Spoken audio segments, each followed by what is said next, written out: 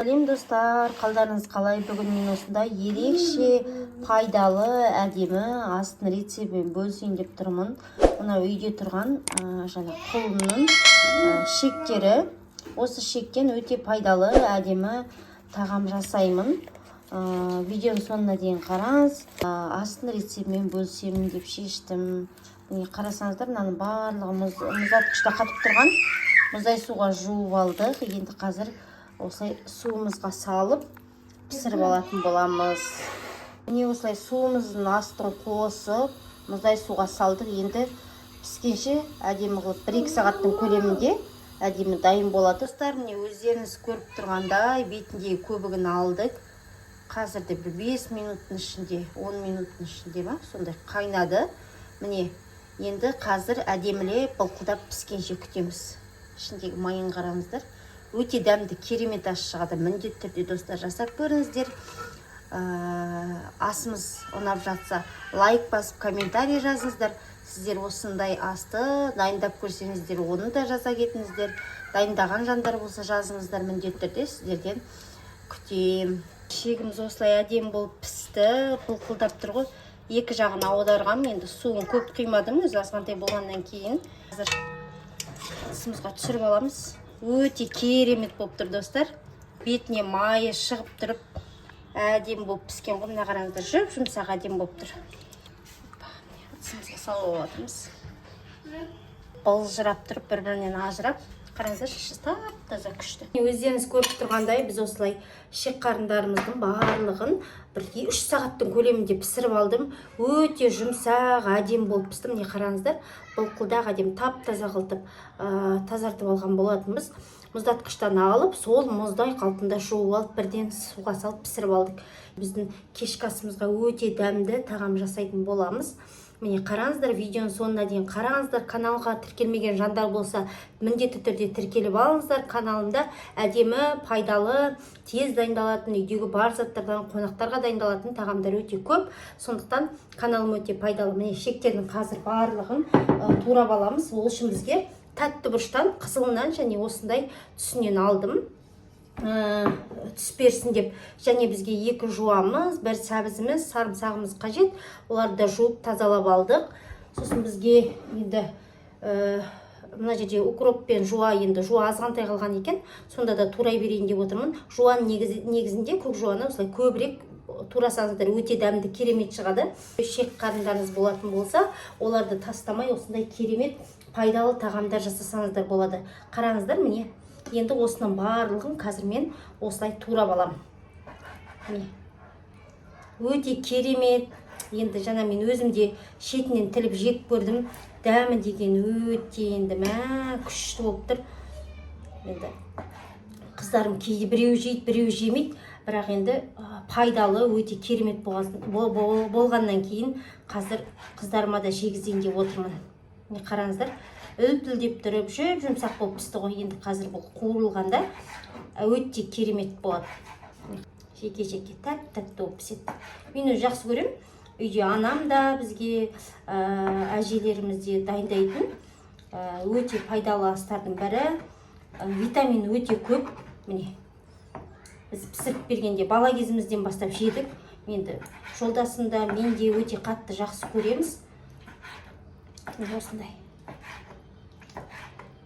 Енді қазір дамыған заман, неше түрлі қосып жасай беруге болады. Мысалы, Инстаграмда ашсақ та, Ютубта ашсақ та, түрлі-түрлі астар ғой, неше түрлі. Соны сіздерге енді ұсынып жатырмын.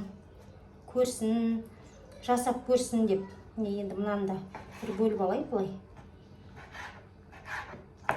Дәмі деген күшті болып тұр ғой. Кішкене су қайнап жатқанда, аздап орта шай қасықпен тұз салдым да, кішкене бұрыш қостым мен. Иісі бұрқырап тұрып, майы бетіне шығып, қазір майын бетіндегі ожаумен алып құятын боламыз. Не қараңыздар достар. Не керемет болып тұр. Не қарындарымыздың ішіндегі артық керек емес жерлерінің барлығын алып тастадым. Міне осылай тазалап алдық. Міне әдем болып тұр. Бұл дайын. Енді біз жуамызды осылай 2-ге бөліп осылай турап аламыз.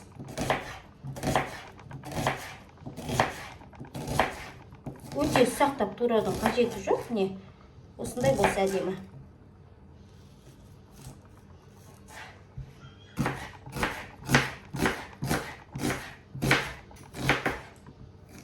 Осылай барлығын көрсетпей қояйын енді.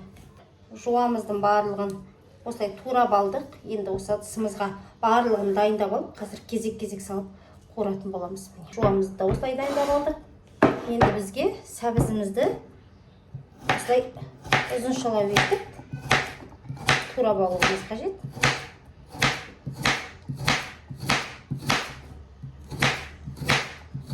Көкөністермен қосылып дайындалған тағамдың барлығы негізі өте дәмді болады ғой. Қандай тағам жасасақ та, жаз мезгілі жеміс-жидектер әдемі арзандап жатқан кез, сондықтан неше түрлі тағам дайындауға болады, достар.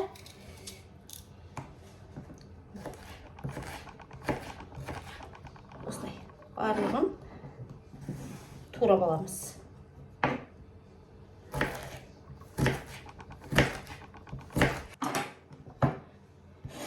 Сәбізімізді де осылай біркелкі қылдып турап алдық. Енді бұны да ыдысымызға осылай салып аламыз. Міне, енді бізге осылай тәтті бұрышымызды турап алуымыз қажет. Ішін тазалап аламыз. Енді осылай ұзыншалау етіп, қиғаштап турап аламыз. Тәтті бұрышымызды да турап алдық. Енді бұл да бізде дайын. Енді укроппен жуамызды турап алатын боламыз. Бұны да осылай ыдысымызға салып аламыз.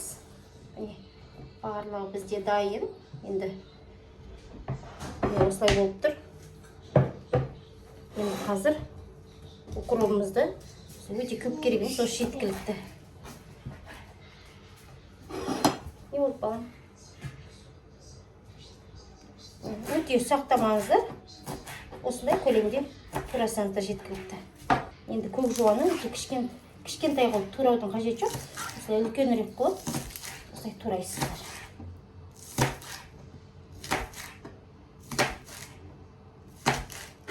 Ағымен қосып турай берейін, өте дәмді болсын. Енді керек емес. Ыдысымызға салып дайындап аламыз. Міне қараңыздар достар, бізде барлығы дайын. Енді құр қазанымызға салып, майымызбен қуыратын боламыз. Бүгін заказдарым болатын, сметана шығарып қойдым. Енді карамельні дайындап жатырмын. Оның арасында осы рецептімді түсірейін деп барлығын дайындап алдым. Міне осы пирогтардың барлығы достар менің каналымда бар. Тез, оңай жасалады және 100% үйде отырып осылай мен сияқты табыс тапсаңыздар болады. Енді біз сұйық майымызды құйып аламыз. Осы жеткілікті. Өйткені бізде шек қарындарымыз осы да майлы. Енді ең бірінші осы сұйық майымыздың үстіне қарындарымызды салып аламыз. Осылай салып алдым. Жақынырақ бір көрсетейін. Осылай болып тұр. Енді қазір араластырып отырып, аздап қуырыла бастағанда жуамызды, сәбізімізді барлығын салатын боламыз. Шектеріміз әдеміленіп тұрып, қуырылып жатыр. Енді осының үстіне біз жуамызды салып жібереміз. Ажыратып жіберсеңіздер болады, ештеңе бірігіп қазір енді.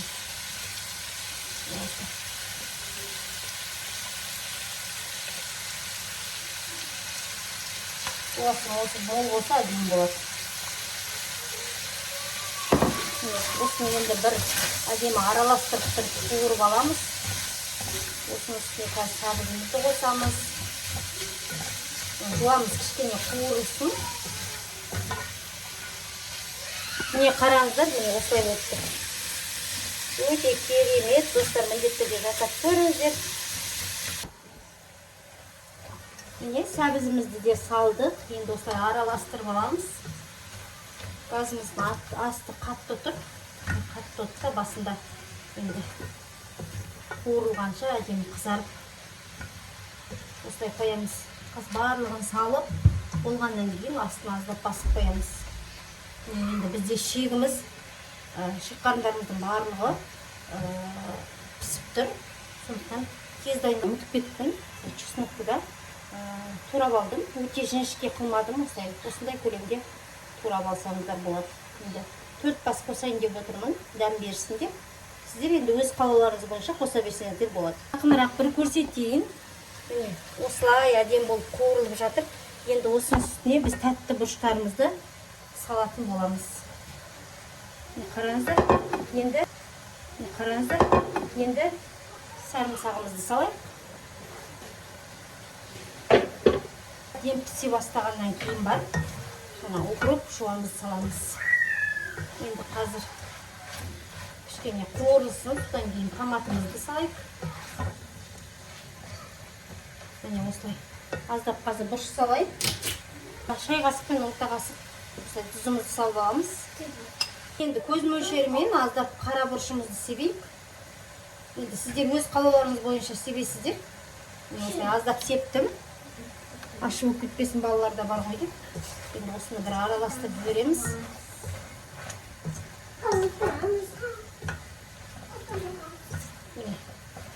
Осылай әдемі болып қуырылып жатыр. Енді томат пастасынан үлкен қасықпен екеуі қосайық. Жақынырақ көрсетейін, міне әдемі болып осылай пісіп жатыр. Енді укроппен жуамызды саламыз. Қазір араластырып жібереміз. Біздің балаларда шулап жатыр. Мана бетіндегі міне майы мынау. Мен сүзіп алған болатынмын. Енді осылай құйып жіберемін. 2-3 жол. Керемет. Енді төгуге обал. Енді осының буымен әдемілеп тұрып пісіп. Біздің осындай бүгінгі дайындаған, шек қарындардан дайындаған тағамымыз дайын болды. Есі деген керемет бұрқырап тұр. Қалай күшті. Енді қыздарға қосымша мен үйден осылай картошканы пісіріп қойдым. Енді сіздер өз қалауларыңыз бойынша дайындай бересіздер. Енді нанымыздың шетінен үзіп алып осылай көретін боламыз. Қараңыздар ма?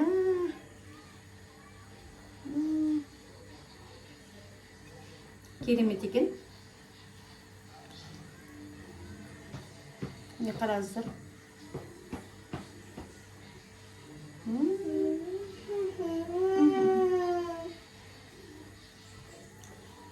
Морковь бәрінен алып көрейік.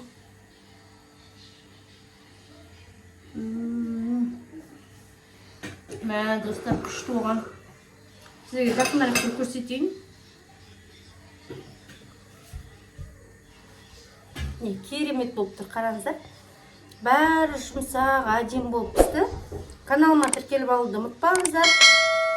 Лайк басып, комментарий жазып кетіңіздер. Қазірден бастап тіркеліп алыңыздар. Каналым өте пайдалы, тез дайындалатын, әдемі, дәмді тағамдар өте көп. Келесі кездескенше сау болыңыздар.